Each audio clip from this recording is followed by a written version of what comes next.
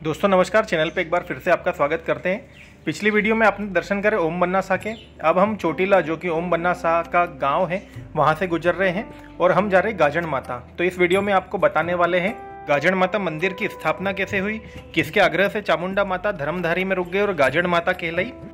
दोस्तों अब हम जा रहे हैं गाजन माता मंदिर। बिल्कुल पीछे आप गेट देख रहे हैं, गाजन माता का गेट है। और चोटीला से होते हुए, इधर से चोटीला से होते हुए आना पड़ता है। फिर यहाँ पे एक बोर्ड दिखता है, श्री गाजन माता मंदिर धर्मधारी, श्रद्धालुओं का हार्दिक अभिनंदन है। इधर की साइड इस द्वार में से आपको होते हुए जाना पड़ता है। जैसे ही आप थोड़े से आगे जाएंगे आपको बहुत ऊंचा एक शिखर दिखेगा। शिखर पे माता जी है, करीब 300 से 400 सीढ़ियाँ हैं। तो चलते हैं वहाँ पे, आपको दर्शन करवाते, पूरा इतिहास बताते हैं। तो बने रहिएगा, वीडियो पूरा देखिएगा, बहुत अच्छा होने वाला है। और यहाँ देख सकते हैं अलग अलग टाइप की यहाँ पे बहुत सारी वनस्पति है। ये कांटे वाले फूल लग रहे हैं। तो चलते हैं आगे। प्रवेश द्वार है श्री गाजन माता धाम, गांव धर्मधारी। तो चलते हैं और आपको बताते हैं। दोस्तों सामने जो पहाड़ी देख रहे हैं वहीं पे मंदिर है। हम बिल्कुल मंदिर के पास में आ गए हैं। तो दोस्तों जहाँ पे हम थे वहाँ से मुश्किल से आधे से 1 किलोमीटर आके इस जगह से एक और बोर्ड आपको मिलता है, लेफ्ट में टर्न होना पड़ता है। इतना सा कच्चा रास्ता है और यहाँ से चढ़ाई शुरू होती है। यहाँ पे कुछ प्रसाद की दुकान है लेकिन सब कुछ बंद है। तो यहाँ से 300 सीढ़ियाँ हैं लगभग। जो मैंने रास्ते में आपको शिखर बताया था वहीं पे है। ऊपर आपको दिख रहा होगा, वहाँ पे एक ध्वज लगा हुआ। तो चलते हैं और आपको बताते हैं। करीब 300 से 400 सीढ़ियाँ हैं। चलेंगे। धूप बहुत तेज़ है, राजस्थान की गर्मी, तो राजस्थान की गर्मी है। पूरा यहाँ पे सूखा हो रहा है। तो चल रहे हैं, आपको दर्शन करवा रहे हैं, पूरी डिटेल में बताएंगे। यहाँ पे कुछ रूम जैसे बने हुए हैं और यहाँ से चढ़ाई शुरू होगी। श्री गाजन माता धाम धर्मधारी। विक्रम संवत 2041-42 सन 1985 में निर्मित। सन 1985 में ये चढ़ाव का निर्माण हुआ था। तो चल रहे हैं ऊपर। पहाड़ बहुत ही अलग टाइप का है, पत्थर बहुत अलग टाइप का है, देख सकते हैं आप। बीच में गोल गोल बहुत अच्छे होल है। ऊपर भी चलते हैं, आपको बताते हैं। यहाँ से चढ़ाई शुरू हो रही है। दोस्तों यहाँ पर पूरे भारत से क्षत्रिय परिहार वंश के वंशज दर्शन करने के लिए आते हैं, क्योंकि ये उनकी कुल देवी मानी जाती है। गाजन माता चामुंडा माता का ही एक रूप है, जो कि परिहार राजवंश की कुल देवी है। दोस्तों यहाँ तक आने के लिए आपको अपने निजी वाहन से ही आना पड़ेगा। अगर आप बस से आते हैं तो आपको ओम बन्ना शाह के मंदिर के वहाँ पे उतरना होता है और वहाँ पे किसी भी लोकल टैक्सी लेकर यहाँ पे आना होता है। अगर आपको वहाँ पे टैक्सी नहीं मिलती है तो वहाँ पे प्रसाद की दुकान या होटल पर पता कर सकते हैं, वो आपको टैक्सी वाले से मिलवा देते हैं। तो गाजन माता का मंदिर ओम बन्ना शाह के मंदिर से करीब 9 किलोमीटर दूर है। और आप देख सकते हैं पहाड़ी इतनी अच्छी है कि ऐसी पहाड़ी बहुत कम देखने को मिलती है। तो हमारे इस रास्ते से मेन रास्ता ये वाला है जो नया बनाया है। यहाँ से आते हैं तो पूरा शेड जो आप देख रहे हैं ऊपर तक जाता है। गूगल हमें वहाँ पे ले आया था तो हम उधर ही आ गए थे। हमें नहीं मालूम था कि ये भी रास्ता है। अगली बार हुआ तो इसी रास्ते से आएंगे। और वैसे कोई ज़्यादा फ़र्क नहीं है, यहाँ से भी उतना ही चढ़ना पड़ेगा। तो चलते हैं और ऊपर आपको दर्शन करवाते हैं। गर्मी बहुत ज़्यादा हो रही है राजस्थान में। और आप देख सकते हैं टेम्परेचर यहाँ का कोई भी नहीं दिख रहा है। यहाँ पे एक पक्षी भी नहीं दिखेगा। जैसे ही आप पुराने रास्ते से आते हैं तो वो रास्ता आपको इस नए रास्ते पे यहाँ पे मिलवा देता है। यहाँ से सीढ़ियाँ चढ़ के ऊपर की ओर जाना होता है। लेकिन जो पुराना रास्ता है वो बहुत ही अच्छा लगता है वहाँ से आना, क्योंकि इतने अच्छे पहाड़ दिखते हैं पूरे पत्थर वाले, जो कि आपने बहुत ही मुश्किल है कि कभी देखे होंगे। तो दोस्तों चलते हैं ऊपर और आपको बताते हैं माता जी की यहाँ पे स्थापना कैसे हुई उसके बारे में।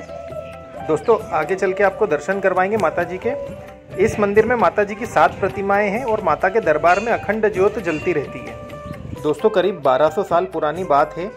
मंडोर के राजा नाहर राव परिहार की बारात मंडोर से सिरोही की ओर रवाना हुई। उस समय राजा नाहर राव चामुंडा माता को अपने साथ चलने को कहा तो माता जी ने मना कर दिया। इस पर राजा ने मंडोर से बारात ले जाने से भी मना कर दिया। यदि माता जी नहीं जाएगी तो मैं बारात लेके भी नहीं जाऊंगा। इसके बाद माता ने कहा कि मैं साथ चलने के लिए तैयार हूँ, लेकिन रास्ते में मुझे किसी भक्त ने रोक दिया तो मैं वहीं रुक जाऊंगी। तो राजा ने वो शर्त मंजूर कर ली और हाथी घोड़े और नगाड़ों के साथ बारात रवाना होकर धर्मधारी काकड़ में आ गई, जहाँ पे ये मंदिर स्थित है। इस जगह पर पहले से ही कृपाल देव राजपुरोहित 1000 गायों को चरा रहे थे। दोस्तों हाथी घोड़ों और नगाड़ों की आवाज़ सुनकर गाय भड़क गई और डर गई और भागने लगी। कृपाल देव जी ने उन गायों को बोला, हे माँ रुक जा, हे माँ रुक जा। यह ध्वनि बारात में आई माता चामुंडा ने सुन ली तो अपने सिंह को वहीं रोक दिया। राजा नाहर राव ने माता को रुकने का कारण पूछा तो उन्होंने वचन के बारे में बताया। माता ने राजा से कहा कि अब मैं यहीं पे रुकूंगी, आप बारात लेकर आगे चले जाओ। कृपाल देव राजपुरोहित जी जो कि गाय चरा रहे थे, उन्होंने राजा नाहर राव से कहा कि आप तोरण बंधन के समय सावधानी रखें, वहाँ का पोल का झरोखा गिर जाएगा, जब आप तोरण मारेंगे तो वहाँ पे कुछ हादसा होने वाला है, ऐसा उन्होंने पहले से ही बता दिया था। तो राजा के विवाह के लिए तोरण बंधन के समय ऐसा ही हुआ था। दोस्तों हम आ गए मंदिर में और आप माता जी के दर्शन कर सकते हैं। शादी संपन्न करके वापस लौटते समय राजा ने कृपाल देव को देवी की पूजा करने का जिम्मा सौंपा, लेकिन कृपाल देव ने मना कर दिया। उन्होंने कहा कि इस पत्थर की मैं पूजा नहीं करूंगा, इस पर चामुंडा माता तेज गर्जना के साथ पहाड़ फाड़ कर विराजमान हो गई। इसी कारण माता का नाम गाजण माता पड़ा। दोस्तों जैसे ही माता ने यह चमत्कार दिखाया, वैसे ही कृपाल देव देवी के चरणों में गिरे और कहा, मैं हमेशा आपकी सेवा करूंगा। राजा नाहर राव ने 10,000 बीघा भूमि और धर्मधारी गांव ताम्रपत्र पर लिखकर उन्हें दे दिया था। दोस्तों वो समय है और आज का समय है, वही राजपुरोहित परिवार आज तक माताजी की पूजा अर्चना करता है।